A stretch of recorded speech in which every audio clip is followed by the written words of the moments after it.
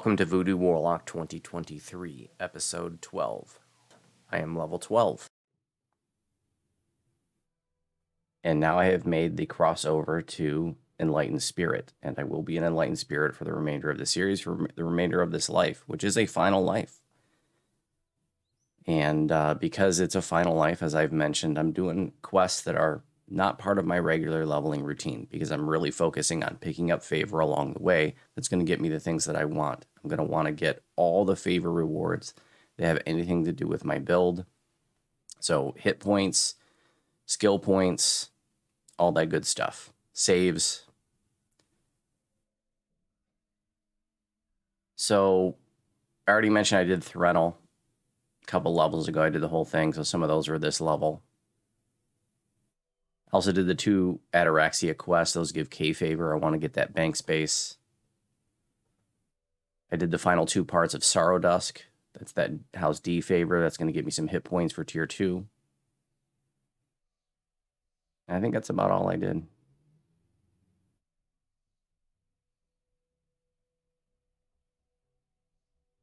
I don't think I picked up any more favor.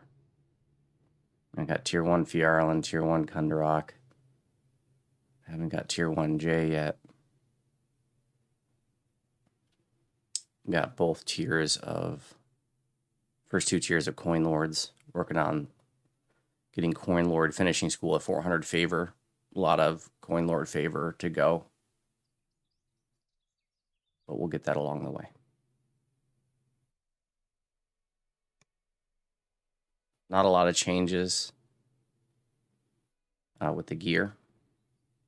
But a couple pieces of gear I'll mention. First off, I'm wearing medium armor now. This is the coat of the Traveler.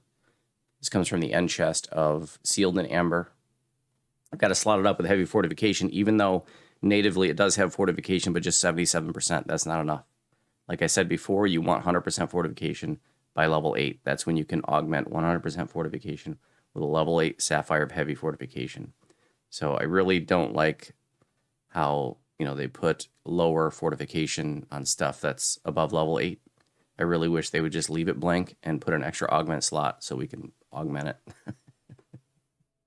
Because it just seems so silly to have to augment fortification when the armor has fortification on it. 77% is not enough. Of course, with the fortification I have from other sources, like past lives, it looks like the 77 would have put me over 100 because I have 125% fortification now anyway. So I'm going to try to make it a habit to have the character sheet up during these intros too, just so you can see how the numbers are. Do realize that, these numbers are outside of Reaper mode, but just, to give you some numbers to compare.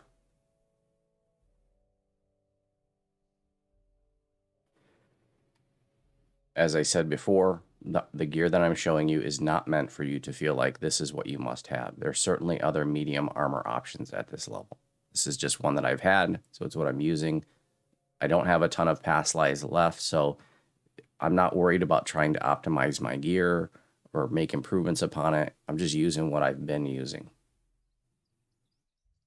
I do have another little toy here. This is the Staff of Arcane Power. This comes from the Demon Queen raid. This is absolutely not an essential piece of gear. It's just a fun toy to have because it has a lot of situational use, specifically with like Fireball, Cone of Cold, and Globe of Invulnerability. Globe of Invulnerability has seen some renewed usage. Feywild, Salt Marsh, puts up a little...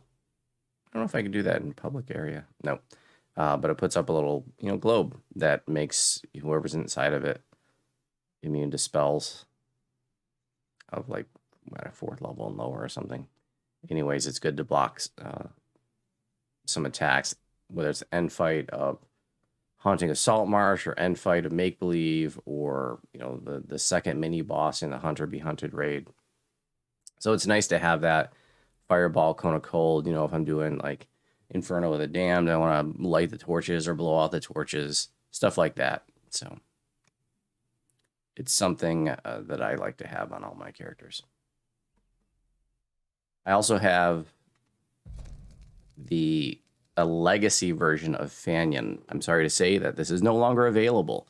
there is a newer version, but the newer version is level 14. The only difference between the old version, which what I have here, and the new version is that the new version has a purple slot and is level 14. So if you're looking for a shield at level 12, I would recommend looking for like a small mithril shield, a random gen. Let's just take a look at the shard exchange for mithril shields. Nothing in the shard exchange. Maybe there's something in the auction house. I'll just jump over there real quick. I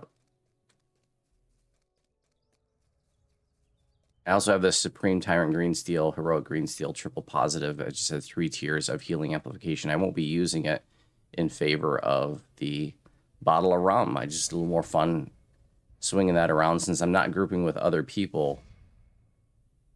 You know, I'm not going to be getting as much incoming healing from external sources. So I just figured it'd be more fun to swing this around. All right, let's see if we got any mithril shields here that I could just show you as an example. Probably should have grabbed one ahead of time. So you can see like here's a mithril shield and it has no arcane spell failure. Okay, so you could use something like that, although something more level appropriate. If you look at a heavy mithril shield or a large mithril shield, you can see it has 5% spell failure. So you could go with something like that if you had a way to mitigate that spell failure. But Fanion is a really nice shield for casters. Like I said, you can get a level 14 version now. And that comes from the Shield of Legends turn-in in Upper Necropolis. You talked, there's an NPC in Upper Necropolis. He gives you a shield frame, and you can get Shield of Legends pieces from, you know, rare chests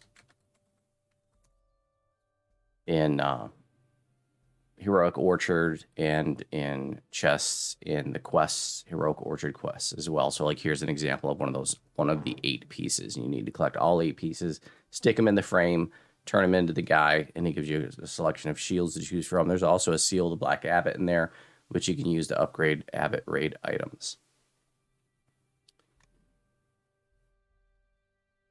All right, let's see. I still have the Barovian Scepter. I'm going to switch to that in the quest that I do for the end fight because I won't need the bottle of rum. I picked up some House P plus 10 spell power potions for impact. That's force for the Cacophony one, which is Sonic, and then the Brilliance one, which is for light and alignment spell power. So this is, you know, my burst and aura do light damage and evil damage. Evil because we're using Utter Dark Blast, and that's converting that base force damage to evil damage, therefore is affected by radiant spell power, because radiant spell power affects light spell power and alignment spell power. My pack damage is Sonic, and the force damage is just going to help my Everett's Black Tentacles. That does untyped damage. Untyped spells that do untyped damage are affected by force spell power. And you can see mine's not very good. But the only thing I'm doing that does force right now is Everett's Black Tentacles.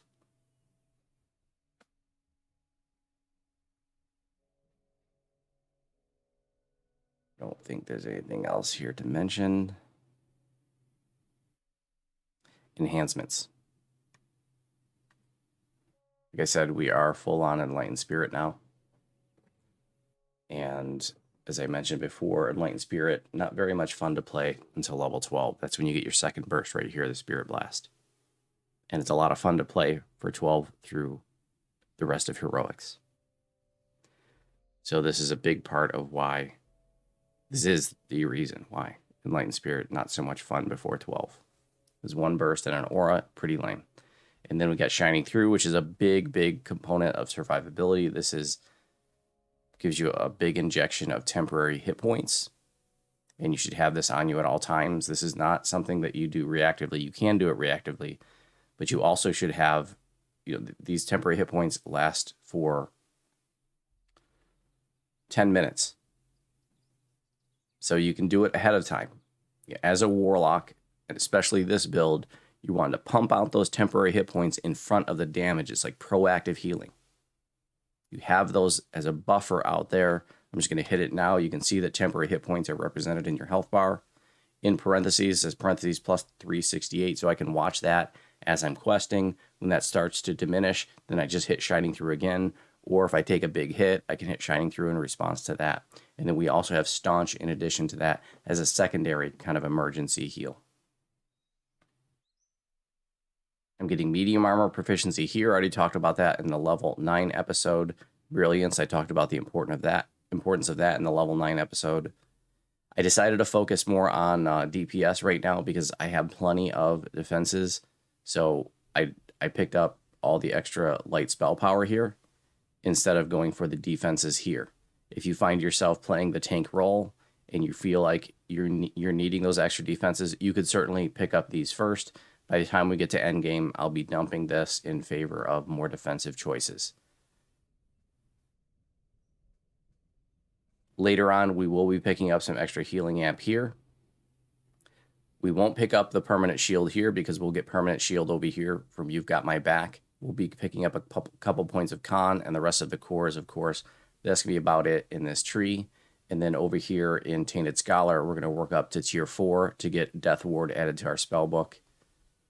So I'll be picking up some more strong pack, maybe even a point of charisma. We'll be picking up Chain Shape for situational use. Feydark Illusionist over here to You've Got My Back. Now, if you weren't playing Shifter, then you might want to put some points into Falconry. Remember, you can just click and drag and move these over here just by clicking and dragging the little icon. You might want to work up to tier 2 conditioning for the 5% quality bonus to maximum hit points. And there's some good stuff along the way that you can get, like healing amplification and PRR. I'll be getting my 5% quality hit points right here. But that only works while I'm raging. Again, we are not raging during heroics. So I can't emphasize enough that if you're just doing a 1 to 20 life, you don't want to choose the Beasthide Shifter because you will not be able to benefit from any of those raging bonuses. This is something I know I'm going into endgame and staying there, and I'll be getting the ability to cast, which means bursting in this case. Well, all my spells, but bursting probably most importantly. I'll be getting the ability to cast while raging through the Draconic Incarnation tree once I get to epic levels.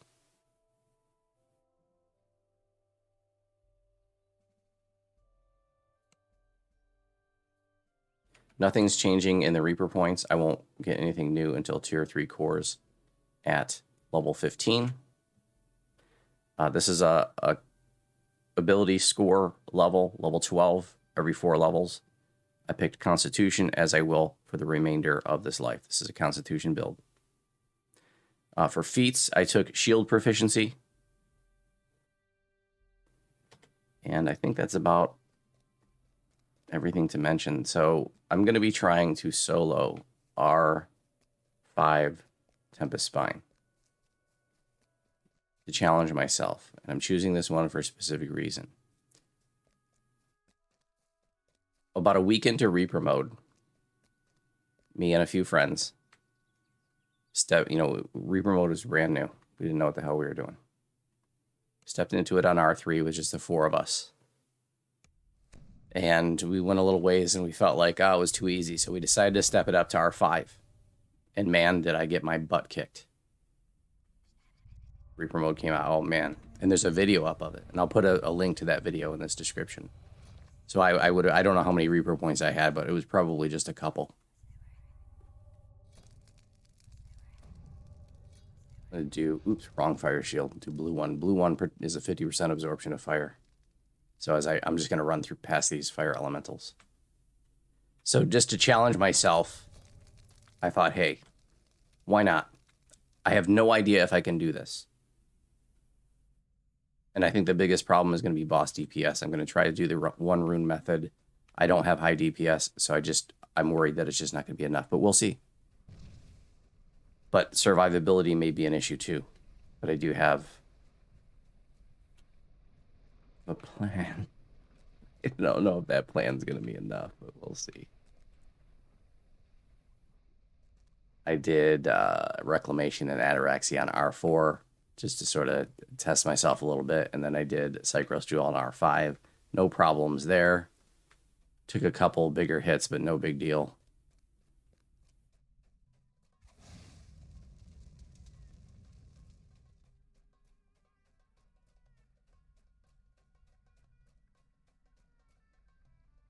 And hey, soloing a raid, that's fun for this series.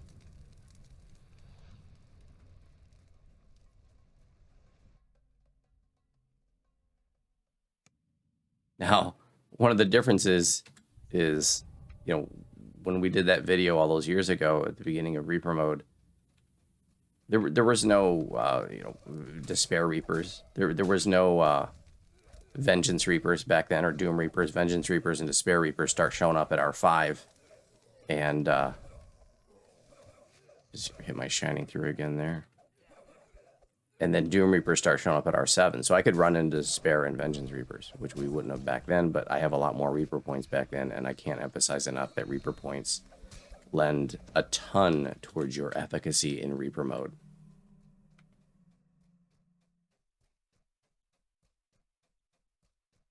It's very important that, if you want to work on your character's power, that you realize that getting Reaper XP, getting those Reaper points, is a part of that. It's not just about the past lives. In fact, I would argue that the first 40 or so Reaper points are a more efficient use of your time than grinding out past lives. In fact, I really implore people on the live stream, like I try to do it, at least once a week, to make sure that when you get to cap or you get to 30, you don't just reincarnate right away. That you stay at cap and you do as many first-time legendaries as you can. Because the Reaper XP available at endgame is so disproportionately large compared to anything up to that point. For two reasons. One is because the level of the quest is part of the Reaper XP formula. So, legendary quests, which means level 30 and up, that's your biggest multiplier. On top of that, legendary quests are worth double Reaper XP. So on top of the fact that they're the biggest multiplier, there's a big fat ×2 on top of that. Now you throw your first time bonus, your master's gift, your ship buff, biggest XP pot you can, and you're just rolling in Reaper XP, okay?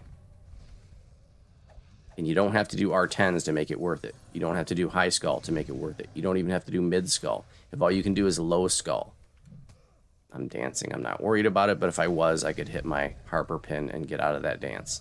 But I know that these guys aren't going to hurt me, so I'm going to save my Harper pin for a true emergency.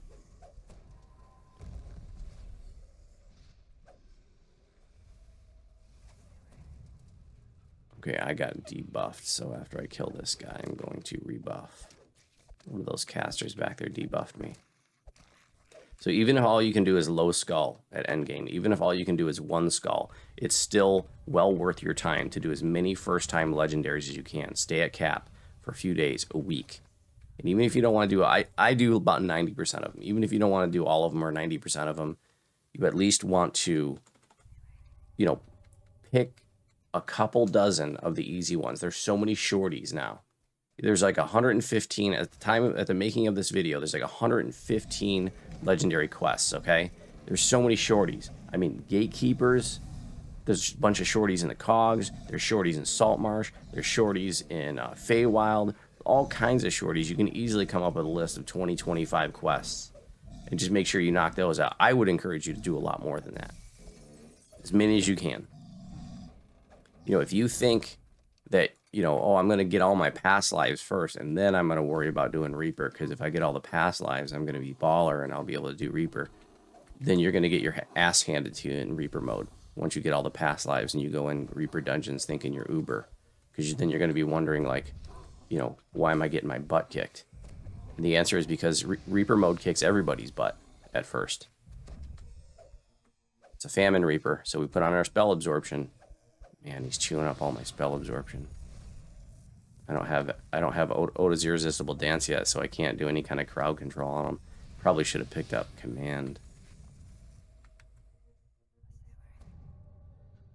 I can do Dark Delirium on a Reaper, but as soon as I start hitting him again,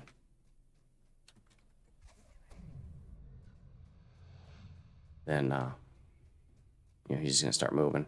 All right, so this is a Lair of Fire and Ice. This one's a little tricky to solo because you got to kill 2 mobs simultaneously, and those 2 mobs are separated. I'm going to do a red fire shield that gives me 50% cold absorption.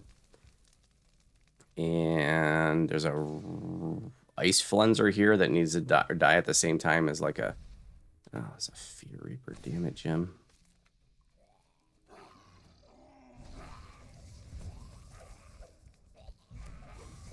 That ice flenser's probably going to die while I'm beating on this Fear Reaper. Yep, I'm going to have to wait for him to respawn. That ice flenser will respawn.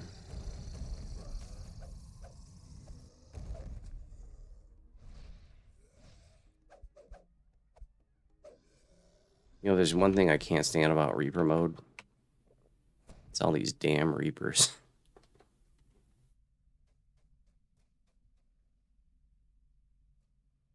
So, yeah, if you get all the past lives, you know, and you finally get all your completionists and you're all fancy schmancy, and, you know, but you got 9 Reaper points and you go walk into Reaper mode, it's going to hand your ass to you.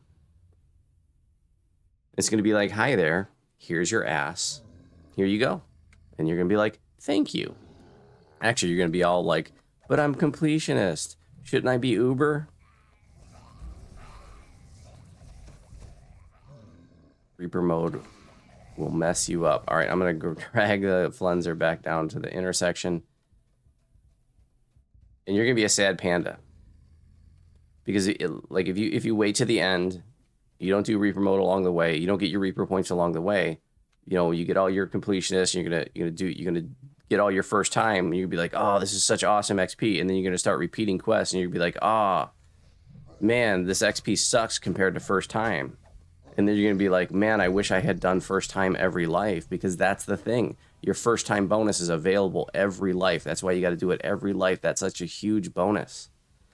All right, so I'm just gonna go ahead and kill the ice guy now, and then hurry up. He's dead. Run down to fire. Give myself a blue fire shield, 50% fire absorption. Drink my poison potion. Now I'm going to kill this guy as fast as possible. I hit both my spell power boosts. Average black tentacles. You got about, I don't know, 30-second, minute window. There we go. Done. When you're coming in here, make sure you don't range this guy before you get across the bridge. His pathing is screwed up. So if you range him before you get across the bridge, he will run out that way, making it harder for everybody to get to him. So if you're ranged, you just wait until you get like right here, because he will not cross this bridge.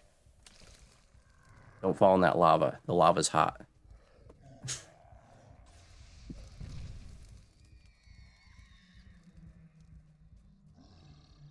Actually, I think I will go ahead and shrine. Look at this nonsense.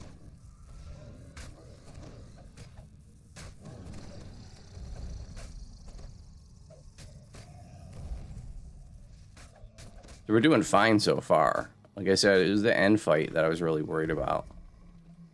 But I'm going to be honest with you. I went up to this point last night. You know why? Because I made this video last night, and then I realized right at about this point, my mic was muted. So I had to ditch it. That sucked. But actually, it went the same. I even had a Reaper where the ice flenser was last night when I tried to do this.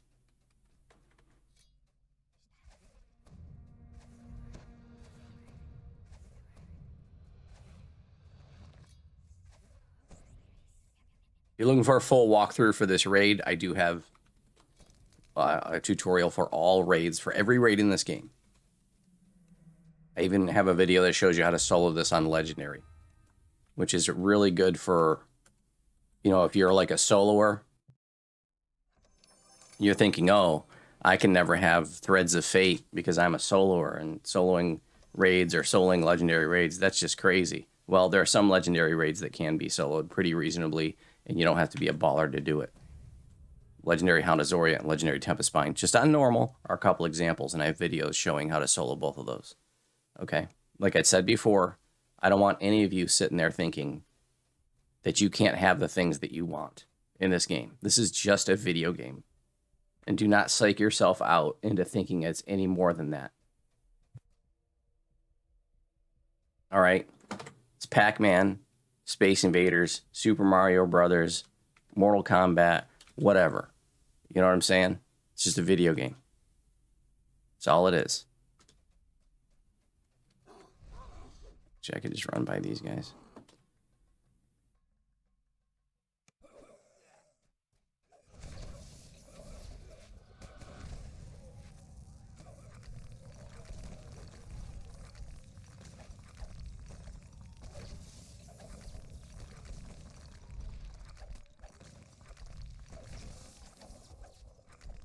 You can have anything you want in this game. You want a Sword of Shadows? No problem. Just watch my teaching raid video about Von 5 and 6. You're going to be fine. You're going to know what to do when you do those raids. You want a Quiver of Alacrity? Whatever you want, you can have. You just have to work towards it. You just have to make that your goal. I'm going to learn this raid because I want this thing. Or I'm going to learn how to do this quest because I want that thing. Whatever. Don't put yourself in a box that says, I can't have this. Okay? And now look, I'm not trying to sell you a timeshare. Okay? I'm not trying to tell you, hey, you could be a millionaire. Okay? Because you probably can. In fact, I'm quite sure you can. But I have no idea how to tell you to do that. But what I do know how to do is tell you how to play this game. I do know how to tell you, you know, how you can solo raids, for example. Or how you can be successful being part of a raid group, if that's what you want. Nothing in this game is out of reach for you.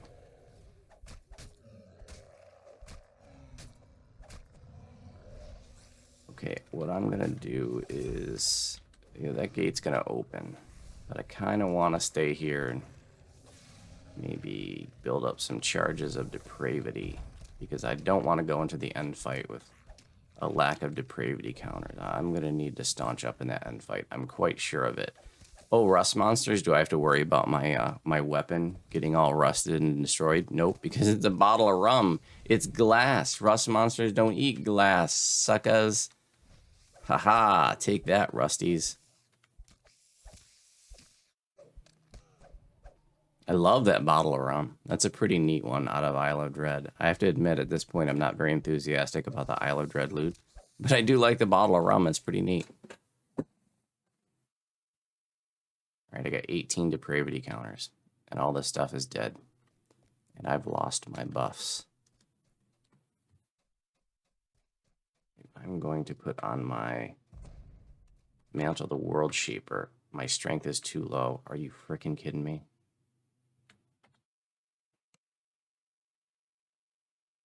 Someone didn't plan for this. Okay, no problem. We're just going to go into our cookie jar and eat a snickerdoodle.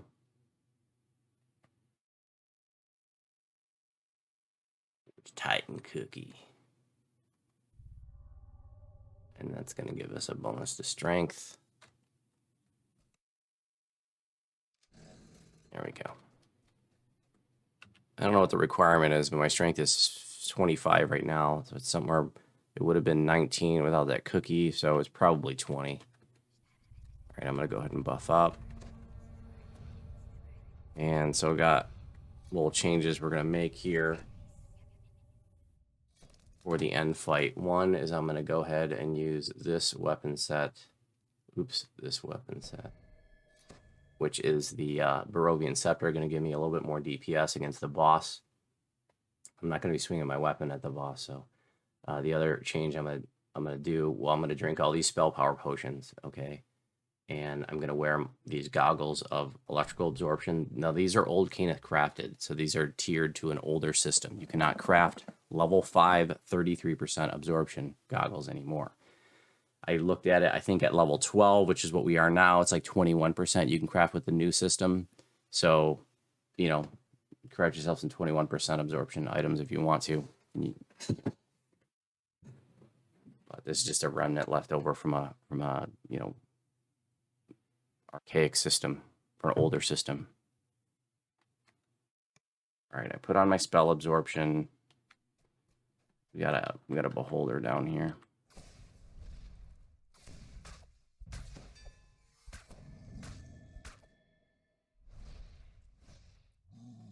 Now we just have the end fight. Put on my normal cloak.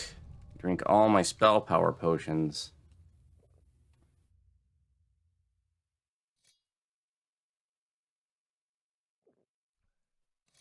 This is where the rubber meets the road, as the kids say.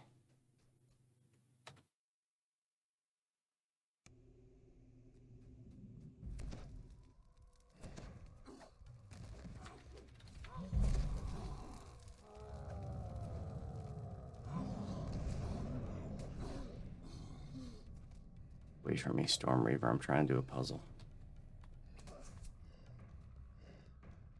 So the big question is, am I going to have enough DPS to do the one rune method? If I did all 3 runes and did the full run,